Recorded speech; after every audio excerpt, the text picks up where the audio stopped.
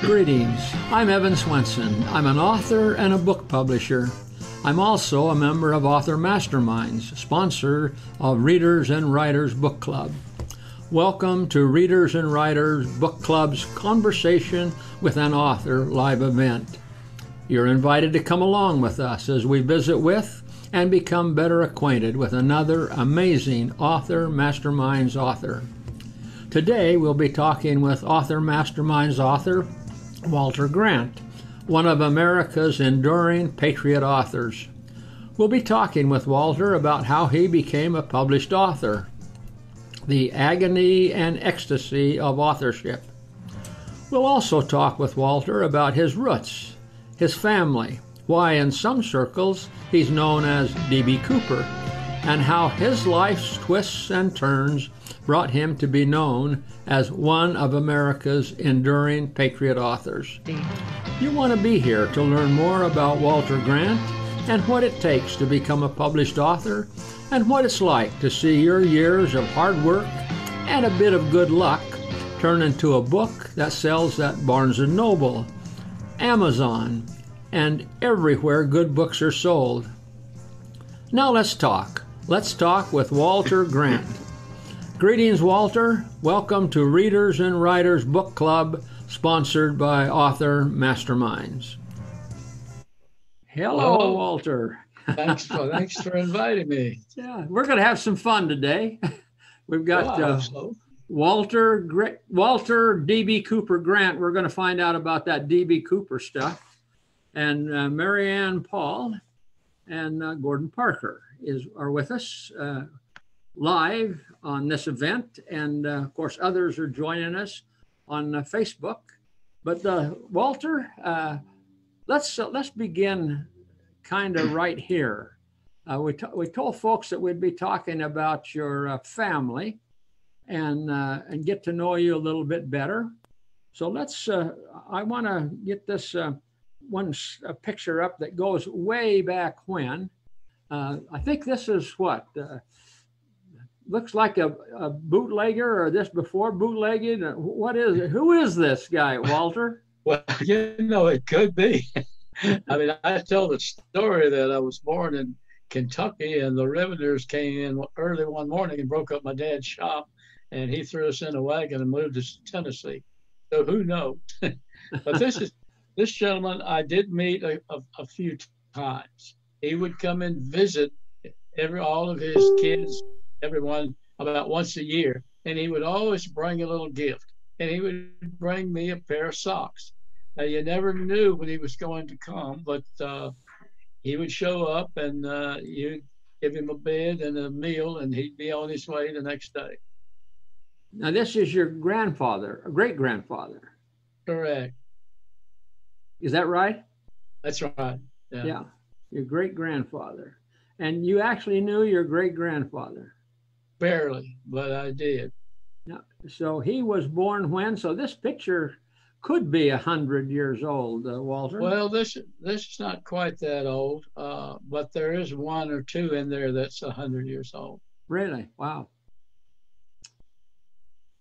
Well, this is, it's interesting. I love it when we get to talk to people like yourself, Walter, and we're able to talk with, people that have known people for a long time. Now, but you remember, I'm 84 right now, so that I'm not too far from 100 years old. No, that's getting close. That's getting close. Now this one is older. I believe this is my great grandfather. Oh, this is great grandfather. I never met this gentleman. No. Yeah. What stories have you heard about him, Walter? I haven't. I really haven't. I was just sent. I didn't have any of these pictures of my family until after my father passed away. And one of my cousins sent me a lot of pictures and told me about a few of them. She said I probably had 200 or more cousins. Now, I found out they used to have a big family reunion in July. and they would have hundreds of people there. And I missed out on all that because I didn't know my father's family at that time. Uh-huh. So this is the family you're talking about? Well, yeah. Well, I haven't met all of these people. Now, the little girl in the foreground is my mother, and Wow. she was born in 1914. The lady behind her is my grandmother. She was born in 1893, and my great grandfather is to, my grandfather then is to her right as you look at the picture. I'm assuming, I don't know, but I'm assuming the lady beside her is would be my great grandmother. Yeah, it'd be her mother. Yeah, I don't know that. Yeah. And the two girls on the left, the twins, is from another. They would be half sisters to my grandmother. Now, going to the right, I really don't know any of those people for sure, but I think the little girl was an aunt, and I never knew her family. But I think her name was Gifford, Annis Gifford, and actually, she's probably the only person that I knew from back then. That you actually met? Yes. Yeah. Mary Ann and Gordon, if you have a question or a comment or anything as we go along, just raise your hand or jump right in and help out here, because I'm not going to be able to ask all the questions that we want to get with Walter D.B. Cooper. We're going to talk about that D.B. Cooper that we're seeing there, Walter. So. Well, Mary Ann and I are both so shy, but these pictures are fascinating, really fascinating. Well, I forgot to mention that group picture is from my mother's side, although I did mention that was my mother in the foreground, and the two other gentlemen are from my father's side.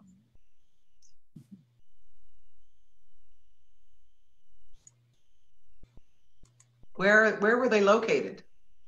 Well, they were located in Tennessee and Kentucky.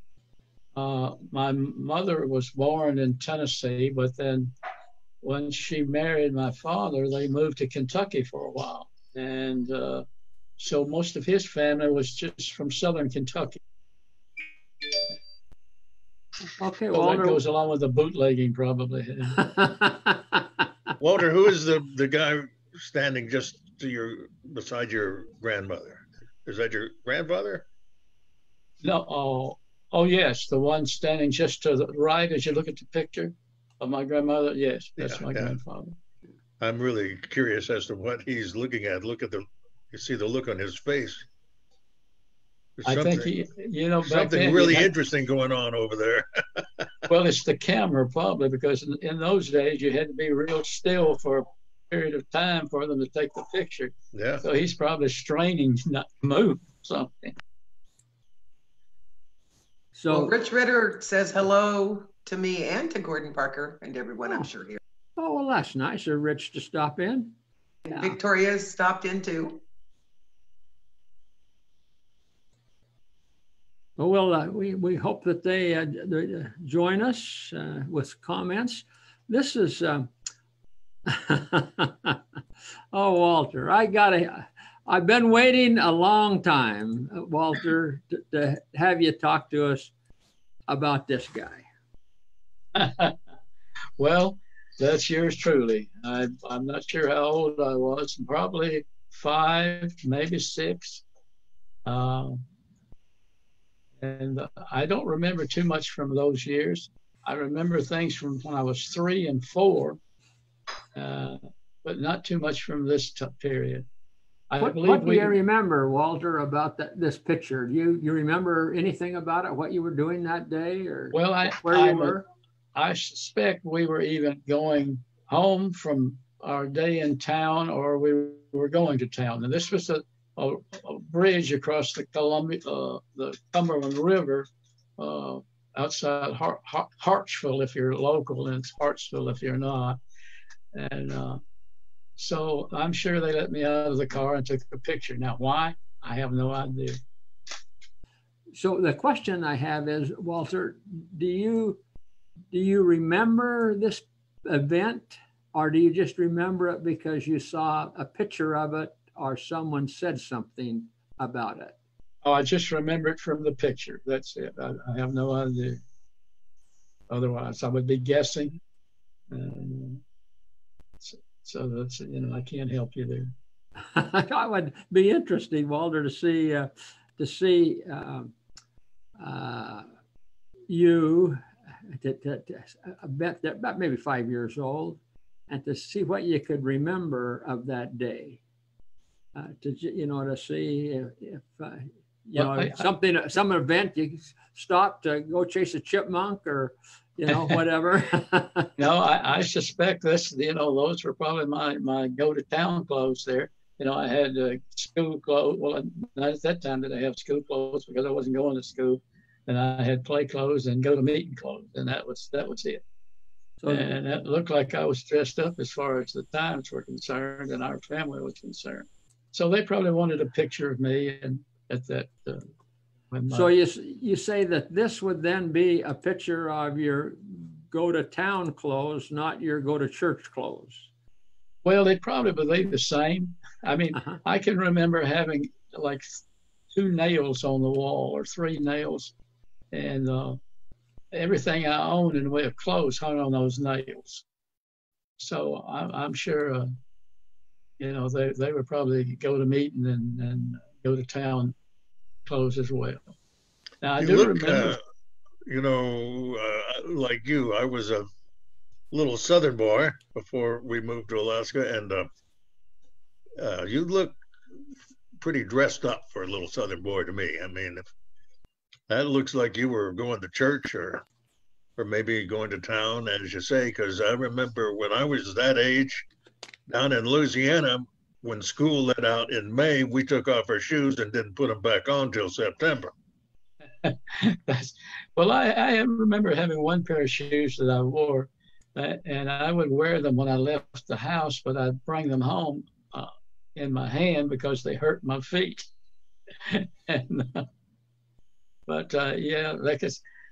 Now my mother made those clothes, no doubt about that. So, she made everything I wore up until junior high. This was probably, my parents were tenant farmers, and they just bought a farm. I think it was like 140 some acres in 39. So that means I would have been about 4 years old. So this had to be after 4 years old to be on that river bridge coming back or going to town. Now, as far as church, it was on the other side of the river as well as the farm. And of course, the farm didn't last long because World War II came along, and my father went into service, and the farm disappeared. Did I hear you correctly, Walter, that you said that your mother sewed your clothes? The handwork of your mother? Absolutely. Wow. Yeah. Actually, everything, I mean, most of the stuff she wore and my grandmother wore, I don't know about shirts and things, but I imagine she made those as well. And so you would have these clothes then hanging on one nail in the house? Probably. And then on another nail, your play clothes? Yeah. Do you remember the shoes at all, Walter? Would this I do your remember. Play shoes, or these? These had to be going to these weren't play shoes here.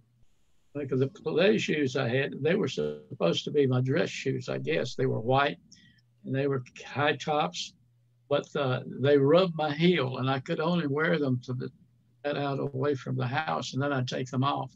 And I still have a place on my heel that's all red, and it shows where that shoe really? rubbed on it. Yes, I do. That's something, Walter. Mary Ann and Gordon, any question for Walter as a boy? Well, I think, that your mother making those clothes for you again was pretty commonplace back in those days, especially down in the South, because people didn't have a lot of extra cash laying around back then. And my grandmother made my mother's clothes most of her life, up even to the clothes my mother wore when she was in the Mrs. Alaska contest in Anchorage, when she was well grown up. So that was pretty common, I think. Yeah, I think you're right. Now, you remember the flour sack shirts and dresses and things? Yep. Oh, yeah. Well, they used to have a song, something about that all the girls, bloomers, had Pillsbury's Beth's written on the back. I don't think I've heard that one, Evan. I'll remember that for sure. Well, I know a lot of people, including my family, where my mother made all of my sisters' clothes and some shirts, but I don't know of anyone that ever made a pair of boys' pants. Now, that doesn't mean that they didn't, but that's interesting, Walter. That's what drew my attention to it. Well, my mother had a big box of patterns, and you lay out the patterns and pin them to the cloth, and then you cut around them, and then she had this pedal sewing machine, and put them together. Yeah. Treadle sewing machines, Walter, I understand. I have one in my front room. That's my grandmother Swenson's sewing machine, and it's operatable. We've made it so that it fixed the leather belt that goes and makes it work. Yes. Yeah. Right. Walter, exactly. Who are these folks? Okay, whoever it was, Walter's clearly misbehaving. Look at that hand. Yeah. Well, that's of course. Well, as you know, that's me. My mother's behind me. My father is to our left. As you look at the picture, that's my grandmother on the right. This would have been, I think, before the farm. But this is where I kind of developed a lot of my interest in traveling, and probably led to writing. But you guys all know what a stereoscope is, do you? A stereoscope. Put the little cards in them, and you. Oh, sure, yeah. It's got the little squares that you use. Well, it just had a postcard with two, the same identical picture on each side of it. Right. You put it in, it gave you a 3D view. Yeah. My parents worked the farm for a gentleman who lost his wife, and he was in his 80s and much, and my grandmother kept house for him. So I would go down there, and he had all these old shoe boxes full of cards. So I would go down in his parlor and look at those cards. And I knew at an early age there were a lot of things outside Harris Branch. And I started making a list really in my mind of, I've got to see this, I have to go here. And so I was fortunate. I was able to do a lot of those. I can recall that at my grandmother's house, Walter. But I don't remember that she called it something besides stereoscope, I thought, but maybe. Well, it could have been and had a name back then that I don't remember, but that's what I remember. Yeah. That was sort of the television of the era. A lot to do with that. I suppose it was. Yeah. Walter, let's jump ahead a little bit. Get you as an adult. This looks like military stuff. Is this you? Well, no, that's my father on the right, and I really don't understand that. One second from the left was a good friend of his. I never met any of them, but this was taken in Hattiesburg, Mississippi, before they went to the Pacific, and I'm not sure what time that. Well, it had to be in 41, late 41, I guess. So this would be the Second World War. Your father then was in the military at that time. Yes, sir. That's interesting, Walter, that you said that you were living on the farm, but when your dad went in the military, then you moved into the city?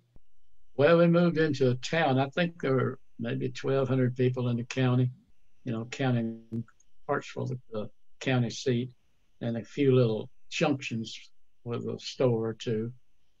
And that would have been, he moved us into town, and I think he paid, I'm not sure of how much it cost for 2 rooms with 2 old maid teachers. I think it was like $8 a month or something. And so then my mother got a job testing milk for somebody, I don't know who.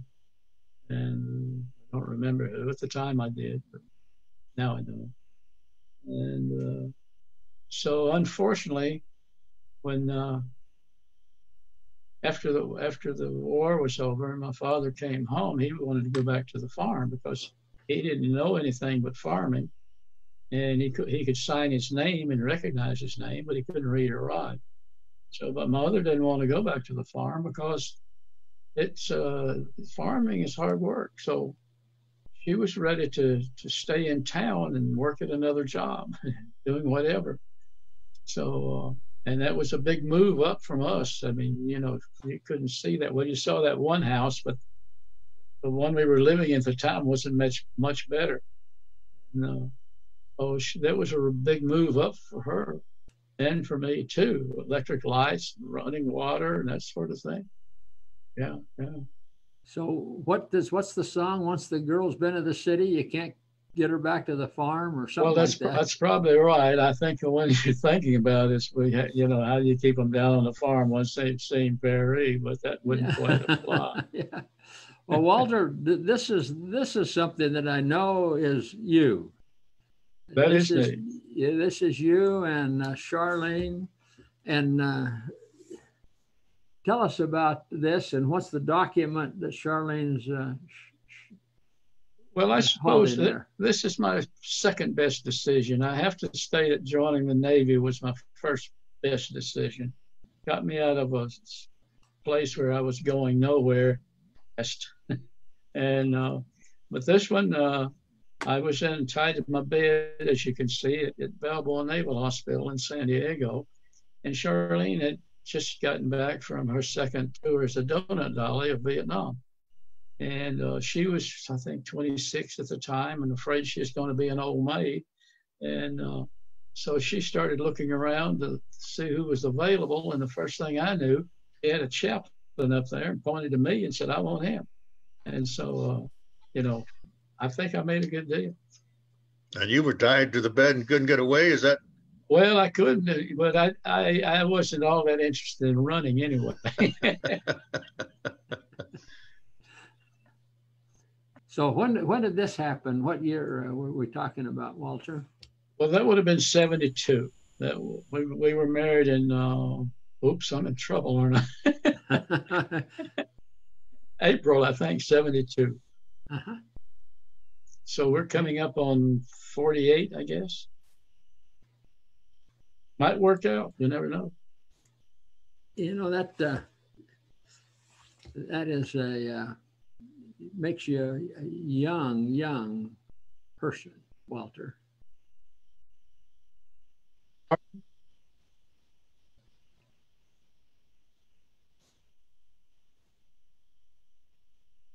So anything that Marianne or Gordon you'd like to add to that? Well, I've been always curious about Walter about what led you into the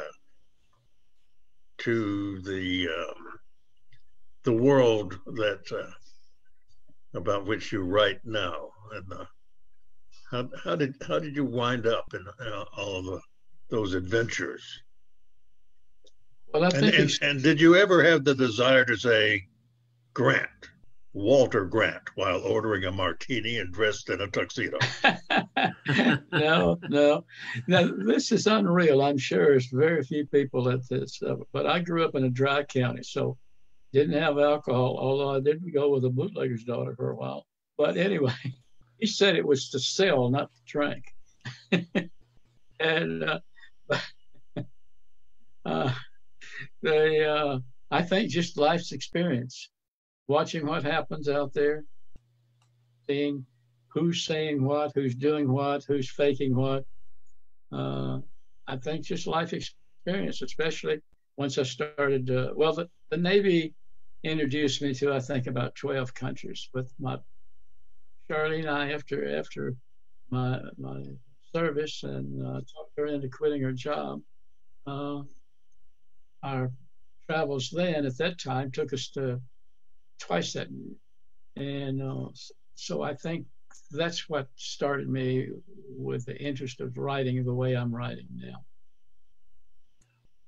Walter, is this a photograph of you and Charlene? Is this before your Navy service or after or during, or what is this? Oh, it's that. Well, that's a compliment. If you might think it was before, but no, it's after. It's after, and this is pretty much the way we travel. We travel in well, these backpacks would actually zip into self-sided luggage, so we didn't look like this all the time. We were checking in places, but this was Nuremberg, and one of my favorite restaurants was right across the street behind me. And a place to stay, really, it was the Bavarian Arms that the military took over during World War II and kept it for recreation, but for the troops. But they have now turned it back over to the government of Germany. So this was after your military service. That would have been in about 91, I think, 91, something. Walter, I've been acquainted with you for a long time, as you know, and every time I talk with you, I find out something different, that you have different lives all the time. Now, this picture you sent me without any explanation, was this just dropped in the thing by accident, or does this have anything to do with Walter Grant? Well, I mentioned about having some friends that visiting, and I've known these people for 50 years. As a matter of fact, we had a Three's Company place before it was a popular television show. Pam and Jerome had just gotten married, and I had just gotten a divorce from my children's mother. So we were trying to get by and move to a closer place to work, which we both worked at the test line at North Island. And so we decided to move into Oakwood Gardens in Coronado. I don't know if any of you are familiar with that area, but that was a big move up for both of us. And we've remained friends ever since. So, really nice. Walter, let's talk about your.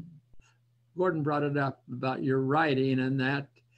Let's just talk about that just a little bit. Let's look at this slide for two reasons. One is that there's a story here about. I know there's a story here about why this little girl's holding your book full timing, and then of course that's part of the story. The other part of the story is to talk to us about full timing. What does that mean? Okay, I'll do that, but let me just back up a minute and tell you about the big people you saw there. He became a potter, a very good potter. He sells big sales every year, 2 or 3 times a year, and that's his work behind you that we saw in the picture right there. That's all stuff that he made. He's very good at what he does, and he loves it. You say he's a potter? A potter, right. Right. Okay. Yeah, back to the little girl. When I was set up in Pensacola at the Saturday market, and she came along and was looking at this book. She was just staring at it. and her parents were looking at another book or two of them. So she didn't touch anything. She was a very polite little girl. I guess she'd been raised right. And I said, do you read? And she nodded her head and then said she did. She read a book, tried to read a book a week. And I said, wow, that's really good. And I said, do you like cats? And she said, oh, yes, I like cats. I have a cat. She just kept staring at it. And I said, well, if I gave you this book, would you read it? And she got all smiley face and said, oh, yes, I would. So I gave her the book and I said, well, there's one condition. I need to take a picture of you with the book. So that's how I got the smiley face girl. So you got paid for that sale with this picture? Well, I hope, yes, that's it. That was what it was. And I got the best deal. So full timing, what is full timing? Well, my wife had been wanting me to write about her cat. My first story was A Sound of Freedom. But Charlene wanted me to write about her cat in times. So we were traveling, and a lot of people want me to write about travels. So everybody writes about travels, and nobody reads it. They all been traveling themselves. So, but she kept after the cat. So one day I was in my library, and I picked up Grendel. And I thought, this might work. Grendel told his side of Beowulf. And so I thought, what if Honeybee tells about her travel as she sees them, experiences them, what they mean to her? So that's what I did. That's written by Charlene's cat. So the cat wrote the story. The cat did. Okay. The cat would talk with me. He wouldn't talk with other people. So I think you need to explain to us, Walter, what full timing is. Oh, full timing? Yeah. Okay, there are people that live in recreational vehicles full time. They just travel about. Some live in them 2 years, 5 years. We lived in one, not one, 5 different ones for like 12 years. And this part of that time we were traveling Europe and back. But yeah, full timing is someone that's on the road, stays different places, maybe for a week at a time or a day at a time, and moves on. So we travel probably 500,000 miles full timing. And Honeybee was born in Coronado. She's been as far northeast as James Bay, and as far southeast as the Keys, and then up past the Arctic Circle to the northwest. So Honeybee was well traveled. So you were moving around for 12 years in 5 different mobile vehicles. Yes, sir. Yes, sir. And 3 tow vehicles, which we just, ground into the dirt. I mean, there was nothing left of them when we traded them in. So what's a story, an experience that you had full timing that you could share with us that would kind of give us indication of what life as a full timer would be? Well, when I think about Honeybee, I'm sure that was very exciting to Honeybee and scary, but we were at, I can't even remember the campground. That was a very popular place, and you could only stay like 2 or 3 days, or sometimes a week if you moved out. And Honeybee had been out. She would go out in the afternoons or early evenings, and she'd come back at midnight or 2 or whatever time she felt like it. And Charlene, she'd jump up on the step, and Charlene would always feel that little jiggle, and she'd get up and let her in. Well, one night she didn't come back because her story was that she was out tracking this little rabbit and found out that there was a coyote that was also tracking the little rabbit.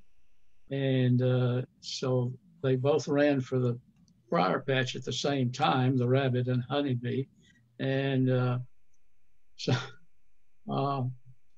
Honeybee couldn't find her way. It was raining. It rained, and she couldn't find her way back to her RV. She got in one almost identical by mistake, and gone for overnight because she finally got out of the one that she got into by mistake when they stopped for fuel, and she had to find her way back to the campground. So that took her a while, but she just jumped up on the table like nothing had happened when she got back, and we were cooking, and of course Charlene had gone crazy by that time, worrying about her cat. And that's kind of what the one thing probably meant more to the cat is, I don't know if you ever tried leashing a cat, but it's kind of like herding cats. But Charlene was afraid that Honeybee would run off when she got, because actually she did first stop. And so she got her back and she was going to leash her. Well, they finally struck a deal. Cat would go wherever she wanted to go, and Charlene would follow. And so Charlene was on the leash, is what you're saying? Oh, yeah, Charlene was on the leash, definitely. That's cats. And so one day, that Charlene decided, okay, I'm going to let her go out in a painted desert. Figured, she can't run too far from here. So she, before that, okay, what led up to that, she'd put her out at night and have her on a long leash. Well, Honeybee would wrap herself around the wheels and around the axle and back around the wheels, so she only had a short leash. Then she'd start whining. And it was my job to get up and untangle her and that sort of thing. So finally, Charlene decided to let her go. And that was probably the biggest moment in Honeybee's life. She was free. And that she lived a long life, and she had a good life. I think that you told me one time, Walter, that Honeybee was buried in the Yukon, or? Oh, she has. I don't know if I sent you one of her spirit house or not, but I took her spirit house back up a year after she passed away, and put it over her grave. So. Well, Walter, authors always like to talk to the public. And here's a picture of you talking to your public. This is something that you probably wouldn't do in Alaska. This was maybe someplace else. So, Walter, tell us about this. Well, this is in Pensacola. I was doing the Saturday market for a while, and you can only sell stuff there that you have made yourself or grown yourself or that sort of thing. So it was pretty good, but a lot of Saturdays you get up, be raining, and so it was just, I decided against it. Getting up out of bed at the time I needed to get over there and open up. To me, I'm lazy, so it just wasn't worth it. So I packed it in. So this wasn't one of your better experiences of promoting your books and that? Well, it was. It did well. Then I just you have to decide what's worth your time. Those Saturday markets are trying, are they not? Well, they are. They are. Yeah. And I sold mostly to tourists. The locals I didn't sell much to. And that was, I don't know if I sent you a picture with a girl that was, she had her little dog and she had a copy of D.B. Cooper, and she was showing me her dog's ID tag, and his name was D.B. Cooper. So I have that picture somewhere. Walter, we've got a couple of questions for you from the Facebook Live group. Rich Witter wants to know if you wrote any books while you were full-timing, and he put full-timing in quotes. Why would he do that? Well, full-timing, well, probably to say it aside, because full-timing isn't an accepted word as one word, I imagine. But actually, I started and finished Sound of Freedom during that time.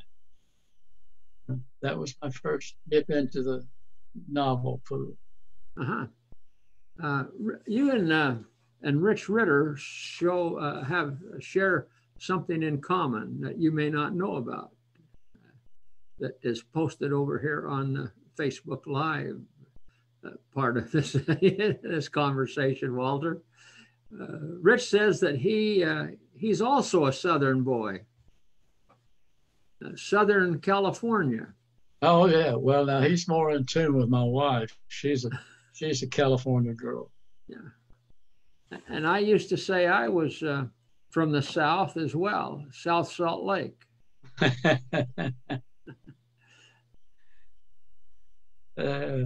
That's interesting. So let's just talk about books for a moment. You've got several books out there, but this is the kind of the latest one that you're doing and have done, and I understand there's a third one coming out. But here's the club. Tell us about the club and how. I guess what we'd really like to know, Walter, is how your life developed to where you came to the club. How did you get there, and what's the club about? Well, I can tell you more about what the club is about than how I got there, I guess. After Revolutionary War was finished, I guess, by the agreement in Paris, George Washington signed into law the Marshal Service, which I guess was the first federal law enforcement agency. Their biggest fears, the founding fathers' biggest fear was that the central government would continue to grow and become corrupt and more corrupt as it grew. So the signers of the Declaration of Independence that survived the war thought they needed a clandestine service, and so something equivalent to the Secret Six that George Washington did. And so they actually became, I don't know if it's the first federal agency or the second, but no one will admit that the club exists. And if you get caught, you'll pay the same consequences another citizen would do. The club is not recognized by the federal government. Unlike the James Bond series that where the Queen's Secret Service recognizes them as part of MI6. So Walter, so the club is kind of the James Bond. Your character in the club is kind of the James Bond of America. Is that what you're saying? No. Well, in a way, but the characters are varied. I mean, we don't even know how many people belong to the club. It started out with just the signers of the Declaration of Independence that survived being in the club. They were in the club. Now, for a long time, it was just reactionary, something that the courts didn't take care of. They would take care of. But with when Jefferson was introduced into the club, he started to reorganize it, and it became a revolutionary apparatus. So Walter, are you saying that the club, these are fiction books? Well, you're saying that the club is real? That there is a club that the founding fathers actually created to protect the citizens against the expanding? That's my understanding. I think he's saying that he's not allowed to answer that question. That's pretty much. Gordon's pretty much right.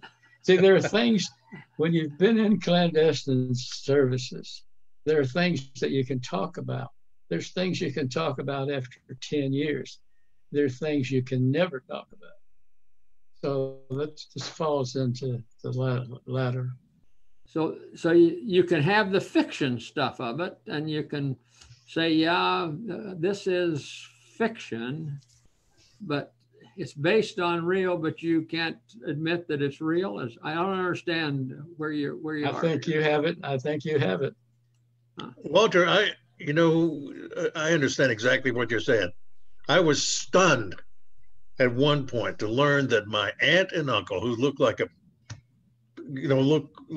our families look like Southern farm folk, had both been CIA agents.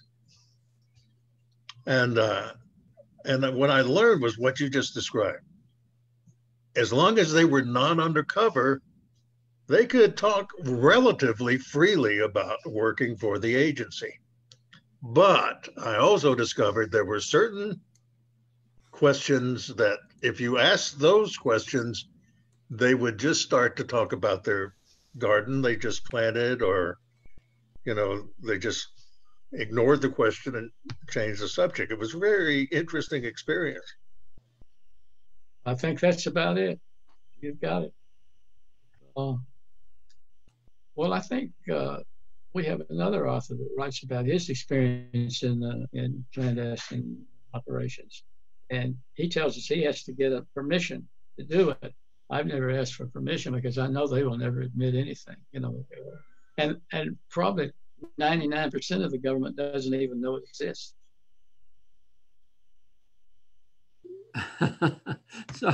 So what you're telling me, Walter, is that you should go into politics, Walter. You either deny or accept.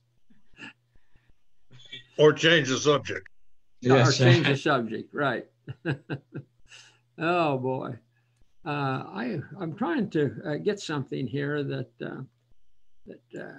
might wanted to bring up before the interview and our conversation ended, Walter.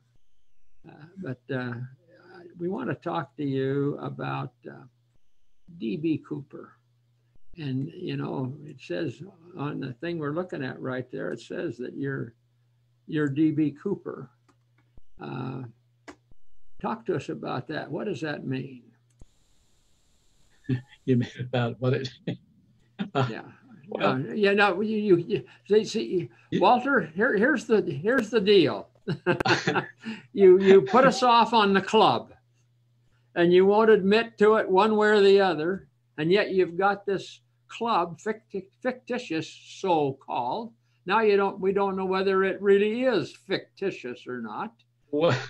And then now you will keep looking up here, and it says this is D.B. Cooper.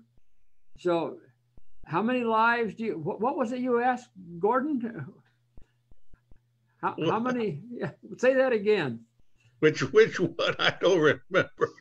Yeah, who are we talking with here? Are we talking to Walter Grant? Yeah. Well, let me give you a little something here that happens just recently. I have my books are all in the library here at Azalea Trace. I call it Wrinkle Estates.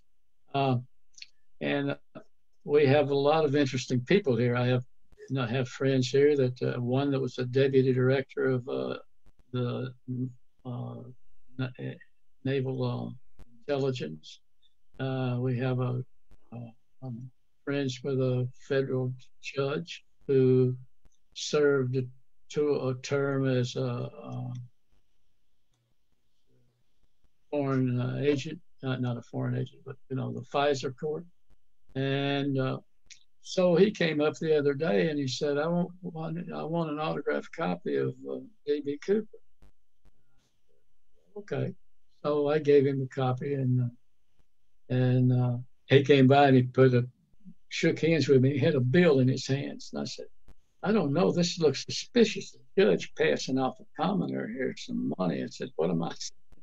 But anyway, I said, how did this conversation come up? And I said, well, if ever I need to go to court, can you get me off on justifiable homicide? And he said, no, I can't do that. And I asked another attorney we have, and he said, nope, can't do it. It's a good term and it's used, but I don't have a shot at it. So you have to deny that as well, because and the judge reminded me that there's no limitation, statute of limitations on murder. And one guy killed by mistake. The other one was planned. He was a bad guy. He really needed to kill. So Walter, here we've got your book that some people say, you have said, some people say that you are D.B. Cooper. And I know that the editor of this book, before you submitted it for publication, said something to the effect that if you're not D.B. Cooper, you know way too much about D.B. Cooper. So how much can you tell us, Walter, without going to jail or somebody doing away with you? Well, fortunately, I have a couple of friends, I haven't seen them in a while, that are FBI agents. And they said not to worry about it because they know they can't convict you and they don't want to be embarrassed a second time. The first time they didn't find it. So, but I'll tell you something the public doesn't know. Well, that'll help you. They didn't give me all the money that I asked for. And the reason they said they couldn't do it was because they couldn't get it together on a long weekend with that short notice. So they shorted me about $20,000. So I was tempted to ask to write and say, well, look, times are kind of bad. I could use that other $20,000 now. See if they ask them if they paid, wrote it off on their insurance. That's money lost. Well, and one FBI agent said, well, they're probably dumb enough to give it to you. Well, but Walter, you or whoever I'm talking with, Walter D.B. Cooper, the club, I don't know. So you didn't, as D.B. Cooper, you didn't spend any of the money anyway. That's right. I lost it all in the Columbia River, but I did come back. I found this out after, maybe 10 years ago, that they didn't give me all the money. One of the executives of Northwest Orient told me.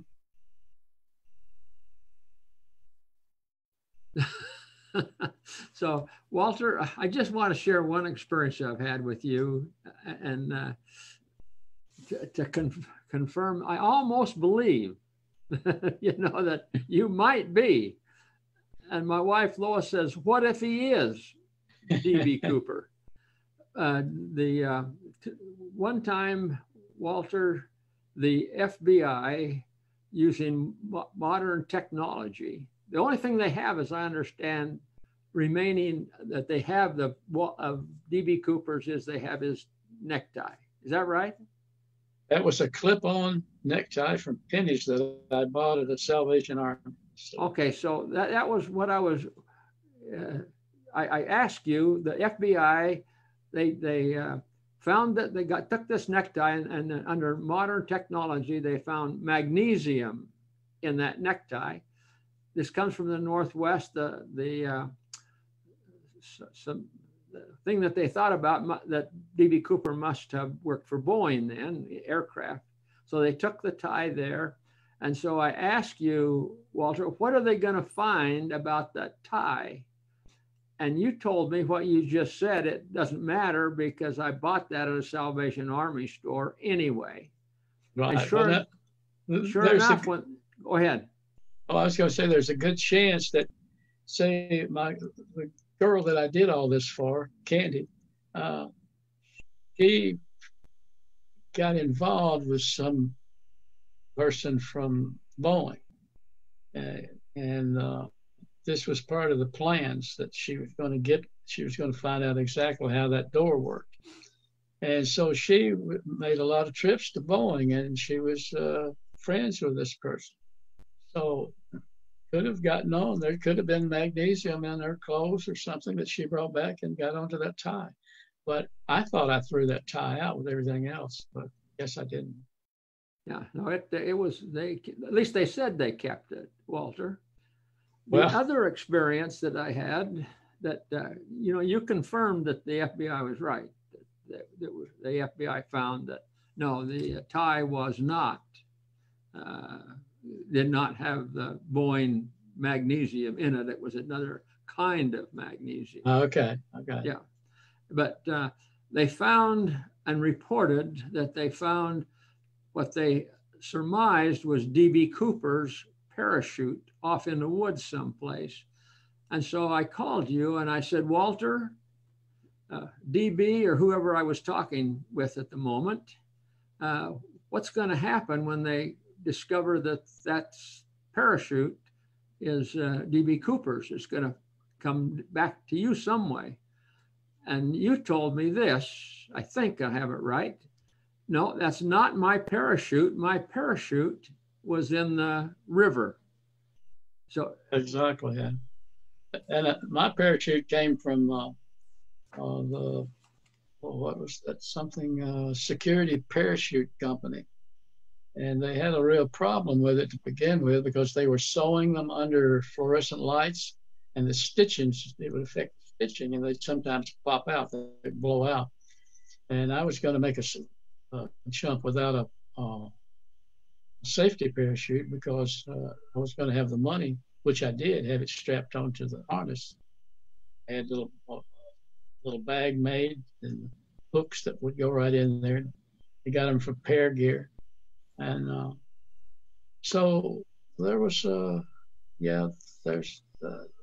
knew it was my parachute, and I had a black one anyway. So I don't know, I think theirs was more, kind of a marine color or something.